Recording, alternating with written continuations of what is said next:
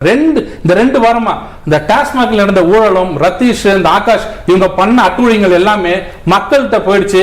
Supreme கோர்ட்ல stay இருக்கிறதுனால எல்லாரும் அமைதியா இருக்கும். ஸ்டே வெக்கேட் ஆகட்டும், மக்கள் புரிஞ்சுப்பாங்க. நான் இவ்வளவு நாள் நம்பிட்டு இருக்கேன் பிரதமர் பதவி என்பது அரசு பதவி அப்படின்னு நான் நம்புறேன்.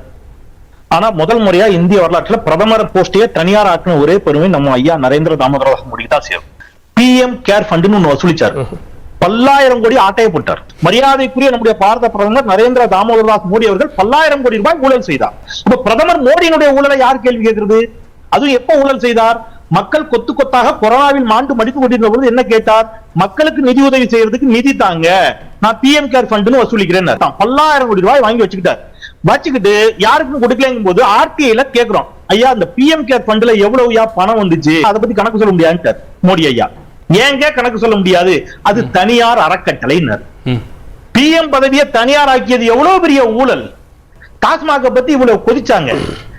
உத்தரப்பிரதேசம் தான் இன்னைக்கு அங்க மதுபான விற்பனையில இந்தியாவிலேயே 2000 கடைகளை ஓராண்டில் திறந்து ஒரு பாட்டில் வாங்கினா ஒரு பாட்டில் ஃப்ரீ. ரயில் நிலையங்கள் பொது இடங்கள்ல தண்ணி அடிக்கிறதுக்கு அனுமதி யாரு? ஐயா யோகி ஆதித்யநாத். இங்க பக்கத்துல பாண்டிச்சேரியில உங்க பாஜக கூட்டணி ஆட்சி. சாராயமும் கல்லும் மதுபான கடைகளும் ஆறா ஓடுது. பாண்டிச்சேரினாலே எதுக்கு ஸ்பெஷல் தெரியும். பேரன்பு கொண்ட ஐயா கருணாநிதி ஆட்சிக்கு வந்த புதிய இந்திய சுதந்திரம் அடைந்த பிறகு விவசாயிகளை சுட்டுக் கொண்ட முதல் அரசு திமுக அரசு. என்னுடைய இனிய நண்பர் பொங்கலூர் மணிகண்டன் எங்க போனார்? நான் பேசட்டுமா? பாச்சாத்தி பத்தி பேசுவோமா? சரினா யாருன்னு பேசுவோமா? எல்லாத்தையும் பேசுவோமா? எடுத்து சந்திரலேகா முகத்தில் ஆசிட் அடிச்சதுல இருந்து ஒன்னு பேசணும். அது விவாதம். ஆர்எஸ் அவர்கள் சொல்லும் போது நீங்க நான் கூட பார்த்தேன் பேட்டியை. அப்படியே அந்த அவர் உட்காந்த ஸ்டைலும் அவர் பேசின ஸ்டைலும் பார்த்தீங்கன்னா சரி ஏதாவது பேசணும், எல்லாரும் பேட்டி கேட்குறாங்க, அவங்க ஏற்ற மாதிரி பேட்டி கேட்குறவங்க அதுக்கு ஏற்ற மாதிரி கேட்குறாங்க. அது மாதிரி மோடி இப்படி சொல்றாரு, அமித்ஷா அவன் மணிப்பரப்பு பார்க்க சொல்லுங்க, சட்டம் ஒழுங்கு எப்படி இருக்கு, நல்லா பேசட்டும். இப்படி பேச பேச மக்களுக்கு அவரை பற்றின புரிதல் வரும். அந்த பேசும்போது அவரோட உடல் மொழி எல்லாம் பார்க்குறாங்க. ஆராசாவின் உடல் மொழி அப்படின்னாரு. ஆராசா கம்பீரமாக பேசுவதே எங்களுக்கு பல பேருக்கு அது கோபத்தை தருது, அந்த உடல் மொழி எரிச்சலை தருதுன்னா அவர் அப்படித்தான் பேசுவார். ஏன் ஆராசா அப்படி பேசக்கூடாதா? என்ன சிக்கல்? நிர்மலா சீதாராமன் மட்டும் தான் அப்படி பேசணுமா? எப்படி பேசுறாங்க நிர்மலா சீதாராமன்? ஆராசா நிர்மலா சீதாராமன் மாதிரி பேசுறாங்களா?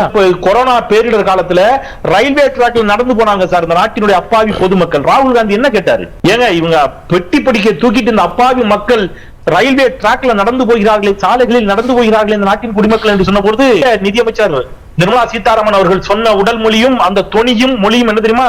அவ்வளவு அக்கறை இருந்தா அந்த பெட்டி பிடிக்க தூக்கிட்டு நீங்க கூட நடந்து போங்க. ஒட்டி புயல் பொழுது மீனவர்கள் பாதிக்கப்பட்டார்கள். கடலுக்குள்ள போன மீனவர்களை காணும்.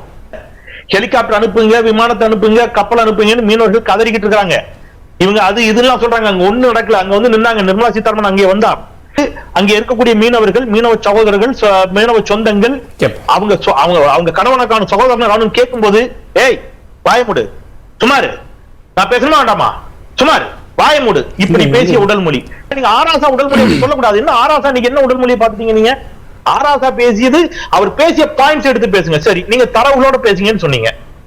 அமித்ஷா நேற்று பேசுகின்ற பொழுது நீங்க பட்டியல் போடுங்க. தமிழ்நாட்டுக்கு இந்த மதுரையில இருந்து பேசுற திமுக என்ன செஞ்சதுன்னு. ஒரு எய்ம்ஸ கட்டி முடிக்க முடியாத பாஜக இத்தனை திட்டங்களை போட்ட திமுக பார்த்து நீங்க என்ன செஞ்சீங்கன்னு கேட்டா என்ன லாஜிக்?